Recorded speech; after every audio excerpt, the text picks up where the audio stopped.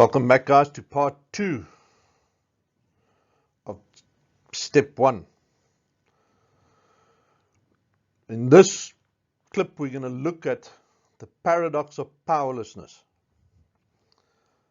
We admitted that we were powerless. What does that mean? And for some, it can sound like a contradiction in terms. It can be confusing. The paradox of powerlessness. So let's put powerlessness in some context. Two things happen simultaneously to a person when their addiction is active. Obsession and compulsion.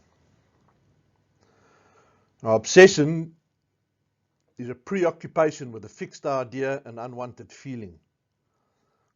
Compulsion, an irresistible urge to act in a certain way despite consequences. Now, these are quotes out of the NA Step Working Guide. Think about obsession. Think about when you've been obsessed by something or someone. How much it dominates your head, your life, your day. I think one of the best ways to look at how powerful obsession is think about falling in love. Think about that guy or that girl, that time that this was a person you absolutely wanted to be with. And you woke up thinking about them, you went to sleep thinking about them, your whole day was consumed with them or about them. Okay? And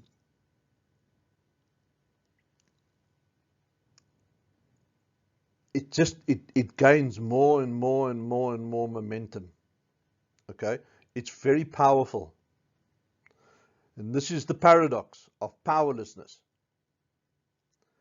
Is that the forces within what makes you powerless are extremely powerful.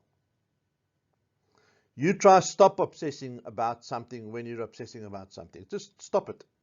Try stop it. And you can get an idea of how strong that is. Look at the emotion of jealousy. When that person that you're obsessed with likes somebody else or is with somebody else. The intensity of that pain, the jealousy, that can sometimes happen, which again gains a momentum of its own. Jealousy can turn into resentments, revenge fantasies, dark thoughts. Would you agree that this is a powerful space? Now, what's also happening within that obsession is compulsion. Another way to describe what a compulsion is an urgent call to action. I have to do it. I have to go there. I have to have it. And again, extremely powerful. So when you're in this space,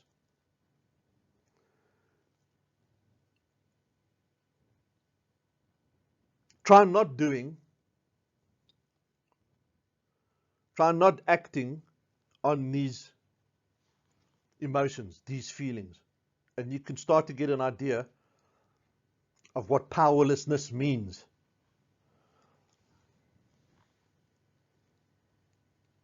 I lose control of myself. I lose control of my ability to self-regulate. I lose control of my ability to not be impulsive. I lose control of all of these things. I'm I'm powerless to stop or to control or to regulate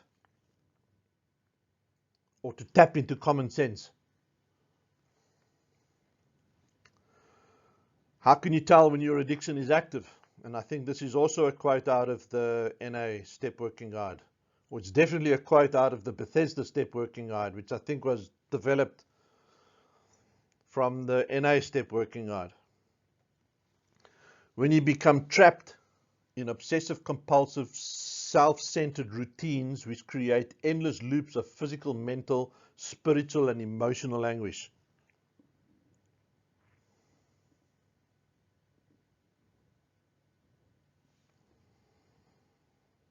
Let me tip the video there quickly and see. Emotional chaos,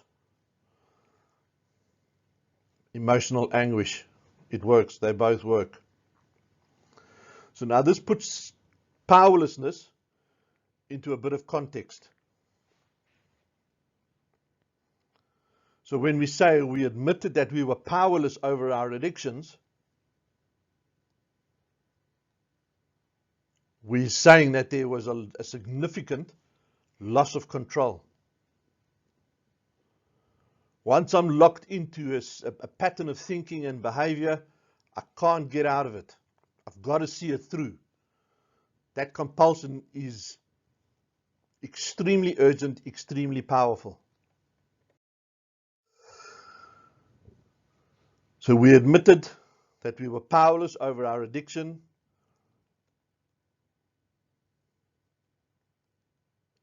Powerless does not mean or does not equal helplessness. This is where the paradox comes back. Because I'm powerless doesn't mean I'm helpless. I can ask for help. Powerless does not negate intent. So even though I'm in this space, this emotional roller coaster of obsession and compulsion and, my intent is still mine.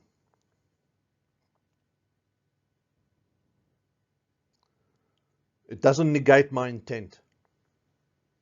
And often my intent is to be manipulative, to be cunning, to be destructive, to steal, to lie, to cheat, to do whatever it takes, whatever is necessary for me to be able to use again. Okay? You with me? Stay with me. So it's important when you're doing step work to broaden your perception and understanding of what addiction means to you. So the first thing, there's three things. If you look at the primer, I spoke about three things that you need to prove to yourself on a very deep and personal level. And the first one is powerlessness. You need to prove this to yourself. You need to be able to see this for yourself. Not intellectually, not academically, but what happens to you when you choose to engage in your addiction at any time? What happens?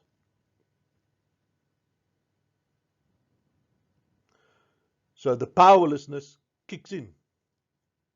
I lose control. Maybe not immediately, but there's a loss of control. I cannot accurately predict what the outcome of this next lot of behavior is going to be once I've engaged with my addiction. There's a chappie on YouTube. His name is Bernard. He describes it in a way that I can connect with. He says that if somebody had to give him or offer him $10 million to drink a gallon or a liter of arsenic, he wouldn't do it. And the reason he wouldn't do it is not because he knows a lot about arsenic, but he thoroughly believes that he is powerless to drink that liter of arsenic and not die. That if he drinks that arsenic, he's going to die, and he's powerless over that happening. He thoroughly believes it with every last fiber in his body, with every last atom in his body, that if he drinks the arsenic, he will die. And he feels the same about his addiction. He feels that he is not able to engage with his addiction in any way, on any level, without a complete loss of control. Maybe not straight away, but it will happen. Often it happens just slowly enough to get you so deep into the relapse that the wheels are going to come off.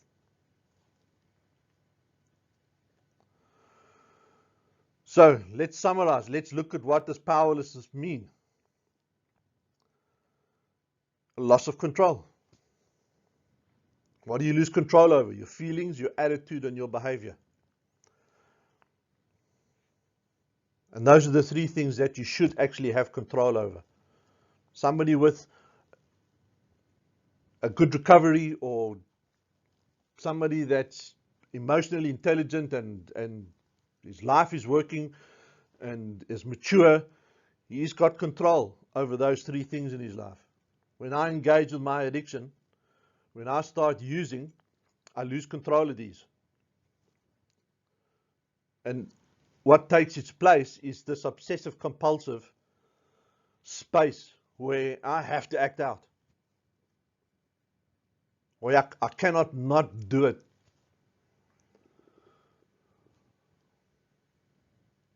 Even despite knowledge that it's doing damage. Sometimes I can see how the damage is doing, but I'm unable to stop because I have to use.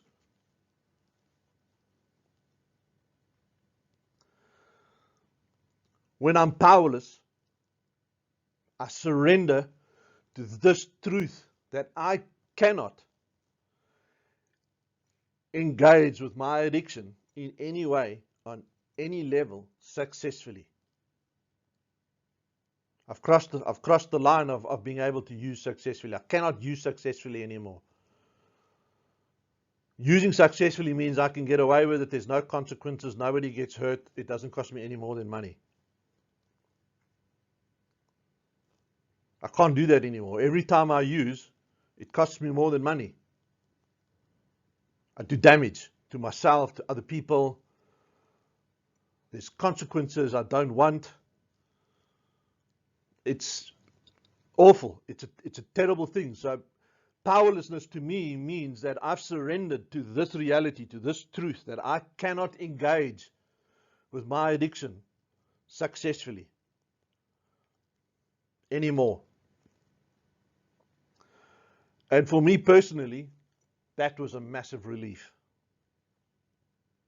I gave up the fight. I gave up the battle of trying to beat my addiction, of trying to control my addiction, of trying to win against the addiction. I couldn't win against it. It was bigger than me, and I know it's bigger than me.